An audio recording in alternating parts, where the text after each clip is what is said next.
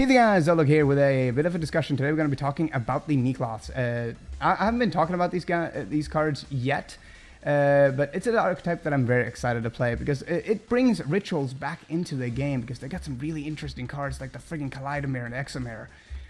So without further ado, let's talk a little bit about them. Now, the Necloth Sorcerer is not the greatest card in the world. However, it allows you to add a Necloth Ritual Spellcaster type monster from your deck to your hand when he's tributed by a card effect, aka using a Necloth Exomir, for example. You can tribute him to get out, to grab a Necloth of Gungnir, the Unicorn, or the Valkyries, which in this case I'm using the Levi Anima as a substitute for that because Valkyries does not exist on DevPro yet, so yeah. Then we have the Shrit, which is used whenever he's tributed. You can add, by card effect, you can add one Warrior Necloth Rituals monster from your deck to your hand. So that is the Trish and the Brionic, and also you can use him as the entire tribute for the ritual summon of exactly one Necloth Ritual monster. Because the Kaleidomir can ritual summon more than one monster at a time, which is a first for the game. And that is really cool. And of course we have the Necloth of Trishula, and this card is really good because it's basically Trishula on steroids. Its effect on the field is basically the same as the Trish that's the original Trish, but he also has another effect while it's in your hand. When a Necloth monster you control is targeted by a card or effect, you can discard this card and negate the activation. So yeah, it's kind of great. It's a really cool card. And he also gets, of course, the original Trish effect whenever he's ritual summoned. In this case, you get to banish one card from your opponent's hand, field, and graveyard. And the one in the hand is at random, which means that the effect does not target, which makes it oh so much more difficult to stop because it doesn't destroy and it doesn't target, which means your only ways to stop it are things like Effect Veiler and the Effect Veiler and the Breakthrough Skill, which can be both stopped relatively easily. Just saying. Then of course we have not the Levi Anima. This is actually a placeholder for the Necloth of Valkyries, and I'm actually going to read this effect right now because I don't know it off the top of my head, so I'm going to read it off of the Wiki page here real quick. You can ritual summon this card by using any Necloth ritual spell card. Must be ritual summoned by using monsters other than level 8s and cannot be special summoned by the ways.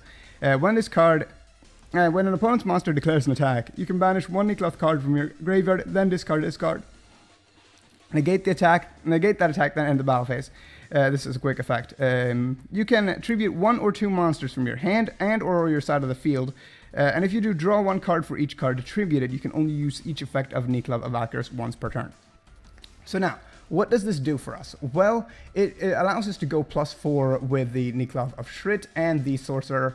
Because remember, it's when it's tributed by a card effect, it does not necessarily mean it have to be attributed for ritual summon. It can just be for a card effect. So if we use the friggin' Valkyries here, we can just tribute both of these and then add a Trish as well as something like a Unicorn, as well as draw 2 cards. So we essentially go +4 with a 2900 beat stick on board, which is the biggest we have in this entire archetype in terms of attack. And 2900 attack points, that's something you can sit on, especially when you have something like this. And things like Trish and Gungnir to protect it. Now, Gungnir is a level 7, which has basically the same effect as the other 2 above it, which means that it cannot be used, which means that it cannot be ritual summoned except by using except by using non-level 7 monsters. So you can't use any level 7s to bring it out, which is kind of a shame, but which pretty much makes the Necloth Exomir not work with this card. But yeah, its effect is also kind of nice because it's basically a hair. It's basically Bujinki hair in version of a hand trap, and this also allows the card that you target with this effect. It can't be destroyed by card effects for that turn, not just once, but for that entire turn, which is really cool. And its other effect is that you can discard one Necloth card, then target one card on the field and then destroy it. But that effect can only be used when the Necloth of Gungnir is on the field. However, you can use it during either player's turn, which makes it better than the original Gungnir in a sense. Next, of course, there is the Necloth of Brionac. Now, the Brionac is a staple in the deck because it searches out all the monsters. You basically just discard him to add any Necloth monster from your deck to your hand. So he's really awesome. The fact that he's warrior just makes it so much better too, because you can utilize him together with the Miracle Synchro Fusion to make some really awesome cards. Next, of course, there is the Necloth of Unicorn, which is a spellcaster. When he is on the field, the effects of extra deck monsters are negated, and you can discard him to add one Necloth card from your graveyard back to your hand. So you recycle Necloths with him basically, and is basically a skill drain for extra deck monsters, which is kind of nice. It also works against pendulums because they, at least if they're special summons from the extra deck, which is kind of cool. Next, there is the Manju. Manju will probably ran at 3 because it searches out the ritual spells and the ritual monsters. Why shouldn't we be running this when it's basically a Stratos for your deck? Next, of course, there's the Preparation of Rites, which allows you to basically go +1 if you have a ritual monster, if you have a ritual spell card in your graveyard. You basically add the Gungnir, or more likely the Brionac or the Unicorn together with a Kaleidomir, and then just go off from there.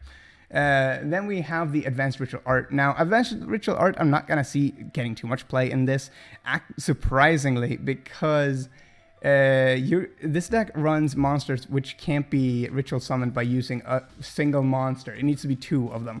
So, which means that you're going to need to have a large level spread, or find some way to... you need a large level spread of monsters. So, you're basically going to need something that's like level 8 and then level 1.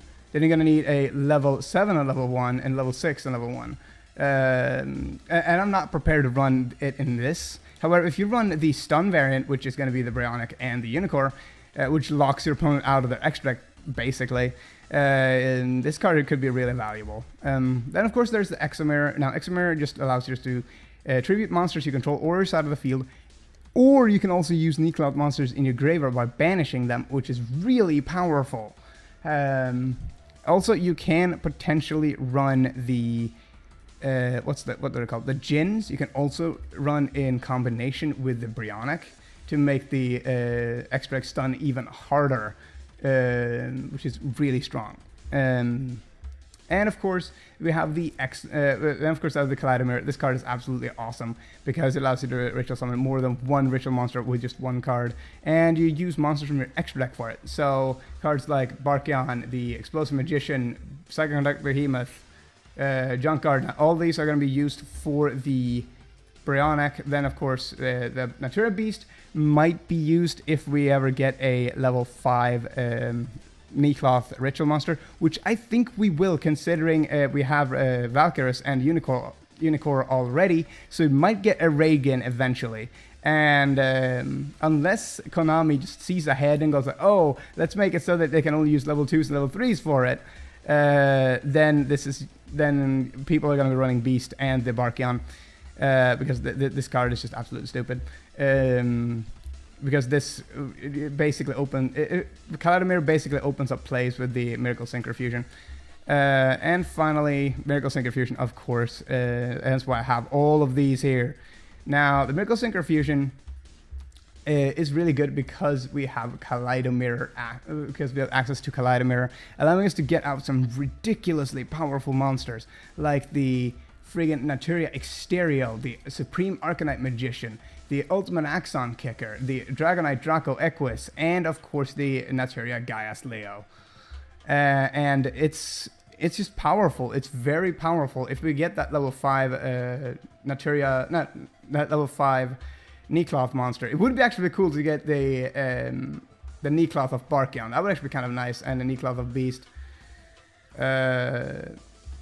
Basically, it would be really cool to get a Naturia Beast variant which negated spells, but I don't see that happening anytime soon. It's probably going to be the Fabled Ragin going ritual if you ever get a level 5, and then of course there is the Herald of Rainbow Light, which you're going to be using to get out your Necloth of Unicorn.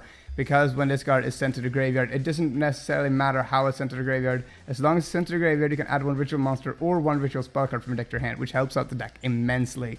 So tell me what you guys think about this and the whole Miracle Fusion aspect, Miracle Synchro Fusion, because this allows you to just go for these really powerful monsters. Like, this gives the deck so many options, and just it allows you to just get some really nice combos off, and it's going to be a huge card.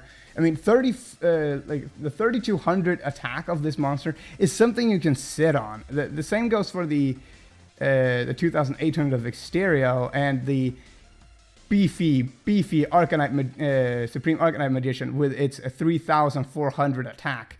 That is absolutely dumb. And this thing too with its 2900. And of course, this thing with a 32. So, tell me what you guys think about it. I haven't seen people actually reacting like, oh, Miracle Synchro Fusion, this could be awesome. But I just wanted to bring it to light. And I hope you guys enjoyed this. And I'm out.